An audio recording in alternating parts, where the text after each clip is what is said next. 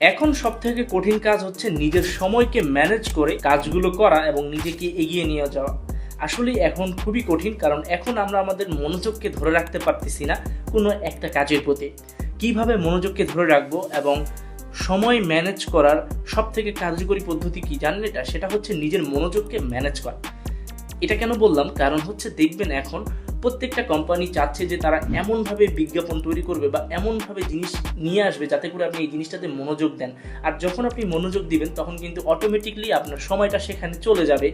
আর এটা হয়ে আসছে গত কয়েক বছর থেকে। আমরা দেখতে পাচ্ছি, আমরা যারা কন্টেন্ট ক্রিয়েট করি এবং সোশ্যাল মিডিয়ায় কাজ করি, আমরা এই বিষয়টা অবগত আছি যে আমরা দেখতে পারতেছি প্রত্যেকটা কোম্পানি এমনভাবে বিজ্ঞাপন তৈরি করতেছে বা এমনভাবে নিজের প্রোডাক্টকে আকর্ষণীয় করে তুলতেছে যাতে করে আপনার মনোযোগটা সেখানে যায়, এবং যখন আপনার মনোযোগ চলে যাবে তখন কিন্তু অটোমেটিকলি সে আপনার সময় নিয়ে নিবে।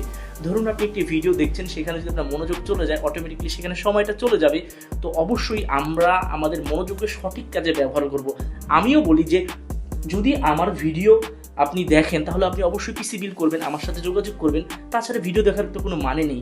এবং দেখেছি আমাদের অনেক ভাইরা কন্টেন্টগুলো দেখে, তো সেই জন্য আমি ভাবলাম যেহেতু আমাদের সাপোর্টার এবং ফ্যান বেসটাই হচ্ছে আমাদের বয়সী, আমাদের থেকে বড় এবং ছোট, সেই জন্য এই কন্টেন্টটি করা। আমরা সবাই আমাদের জীবনের যে মনোযোগটা রয়েছে বা জীবনের যে সময়টা রয়েছে সেটাকে সঠিক কাজে ব্যবহার করব, না কি ভুলভাল কোন কাজে। তো আজকে থেকে আমরা শুরু করি নিজেকে এগিয়ে নিয়ে যাওয়ার প্রস্তুতি। একদম সহজ, মনোযোগ শুধু সঠিক কাজেই লাগাবো ইনশাআল্লাহ।